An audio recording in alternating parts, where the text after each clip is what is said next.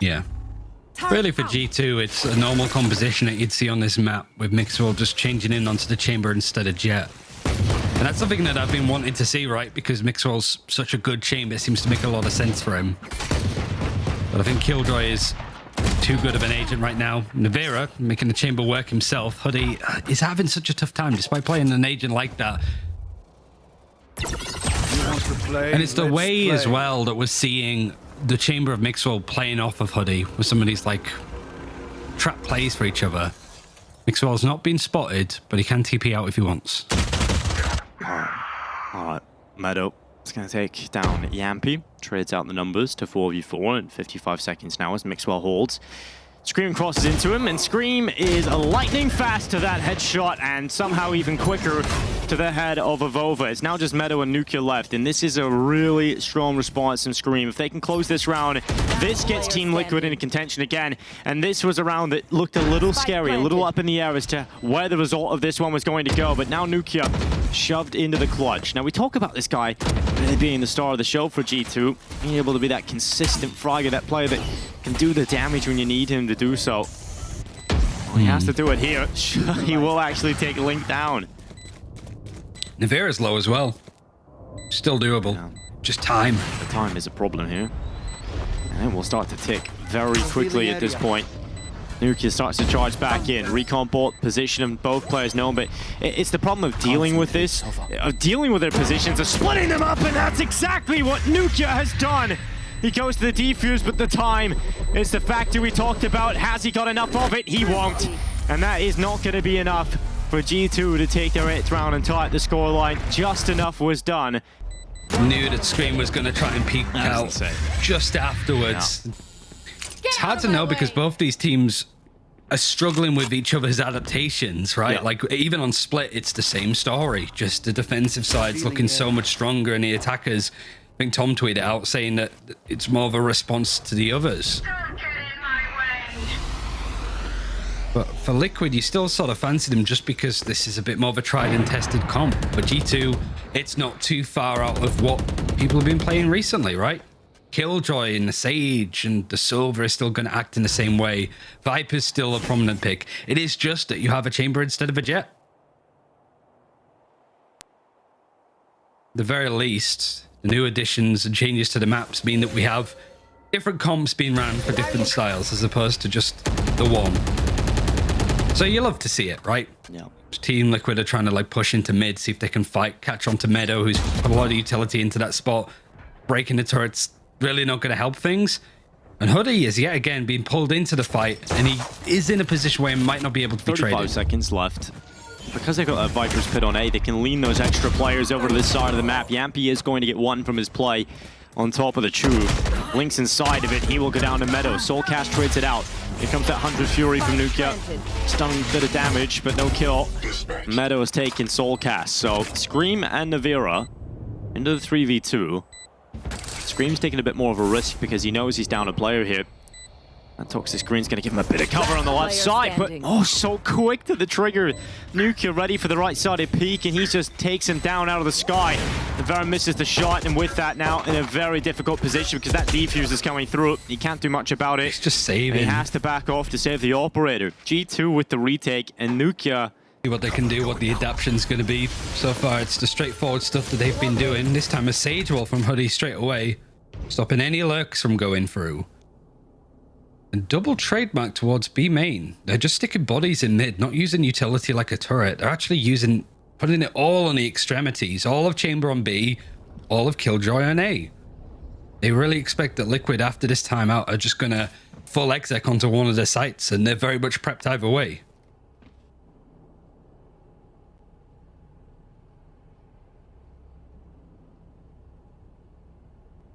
Scream just trying to use the ropes to get forward. Now, a little bit of a risky maneuver, but there's a player that could react quickly enough. It would be Scream.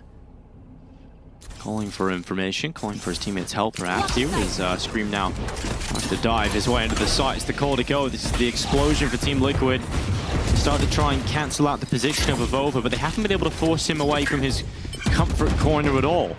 And now Yampi's late play up middle has not worked out at all. Hoodie is ready for it. And Yampi unable to take the kill. So now Team Liquid in a difficult spot. They haven't really made too much headway towards the A site. Getting towards it is going to be difficult because you've still got Vova in that corner. You've got Hoodie up towards Heaven and Meadowin below him.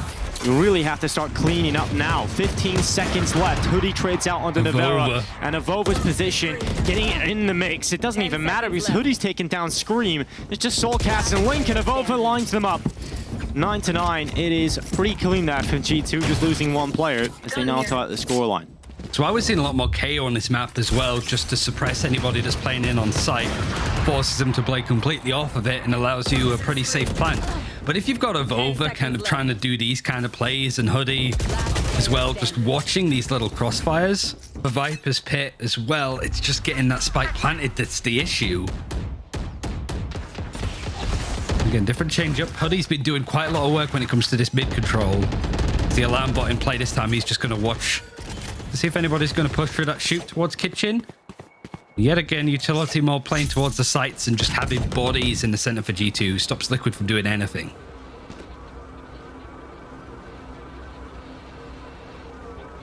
Soulcast sending the drone forward, clearing out this close position towards yellow. It's information that it is actually empty. Yampi again tasked with just being that lurk player on the other side of things. He's going to use it from the shadows just to fake out the sound. And how it goes into the mid play. His teammates at the ready to explode out B here. Again, there's just significant numbers on the rotate. Yampi's going to have to do something here, Ryan. Yeah, he could have even just sort of stuck the position that he was going to fake teleport to. And I think the fake would have been heard by these players. Viper's Pit's just going to try and protect the cross, but look how prepped G2 is. Hoodie is not afraid. He has res and he's still trying to push this. Right in the midst of it, and it's going to work out just for one. Gets traded out. Yampi again gets caught in an awkward position in the middle of his util setup, and now it's going to be a 3v4. G2 with the advantage into the retake. Okay, Team Liquid have put the spike down, but now the difficult part becomes holding on to it. Viper's Pit is up. Soulcast gets forced into the open with that snakebite, taking a lot of damage. Mixwell's gone down. Big kill there for Scream. That pulls the numbers back even, and Soulcast emerges from the pit with a kill. Link able to find another. It's all on Nukia. Link denies. And finally, Team Liquid will find another round win. They now take double figures first. Still have ultimates. Lockdown good to go. Tour de Force is almost available for Mixwell. He's not going to fight for it. That's a good spot. That top control is mostly leaning towards Evolver on B, but again, I don't think he's going to try and push it. Team Liquid now using this opportunity to try and play towards mid. And the Hunter Sphere is the only ultimate they have this time.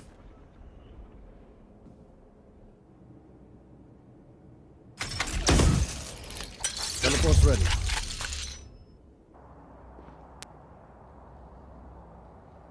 Minute 5 seconds here. Here. All drone from Nukia going up into the kitchen. Hoodie has taken down Scream, and that is a play that we've seen even in the last round. Able to find some important impact here for Team Liquid, and he's gone.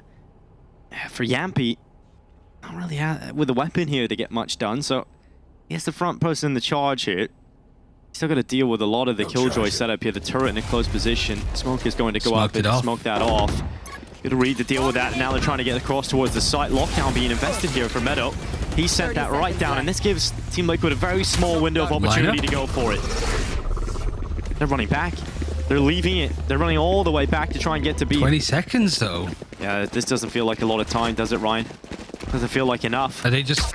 They're just going to have to go for a mid-B split. Mixwell's aware of it. Oh, no. The utility is more towards B main as well. This is going to be really tight on time. Mixwell's in such a good position, too. If he can get around the back side of it, they don't have much time to waste here. It's one for Mixwell. That new cubby being used to perfection as Link puts the spike down. He actually swings out for a kill as well, but Soulcast can't get it done. G2 will answer back. And they've now tied it up 10-10, as close as you can get it.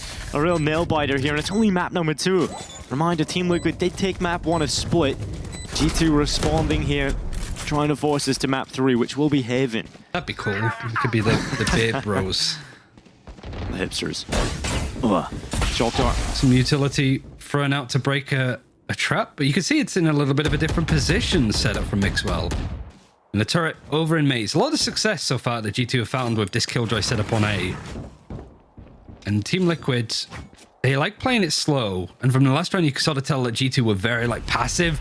They're not being too aggressive. They're just sat very far back waiting for this. Navera takes a lot of damage just from the spray of Nukier.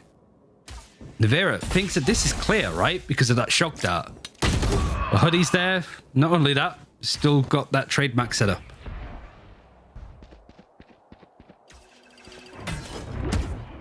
Advantage with G2. I think Team Liquid have just really struggled with getting towards the site that G2 haven't got the up on them. You know, the rotation's been so quick for G2 to get all the voices over here. You know, on the attacking side, towards the end of the half, G2 were at least able to get in towards the site. Liquid have kind of struggled with that. This time they have managed to get towards this B site. The problem is Yampy's now gone down again, and that's a big problem, losing him like that. So 23 seconds left. Good kill for Scream as he looks down.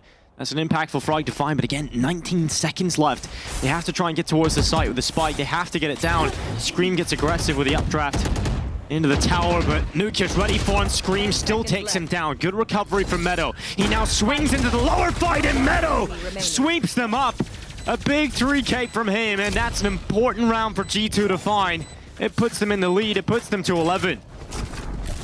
Gives a Volver his Viper's Pit as well. He's happy to use that going into the next round. Both Hoodie and Meadow have been so pivotal considering how rough Hoodie was having it at the start of this map. It was like 1-7, 1-8. Now we're even up on the KD. And he's not afraid to fight for this B main position. He's just a warden of it.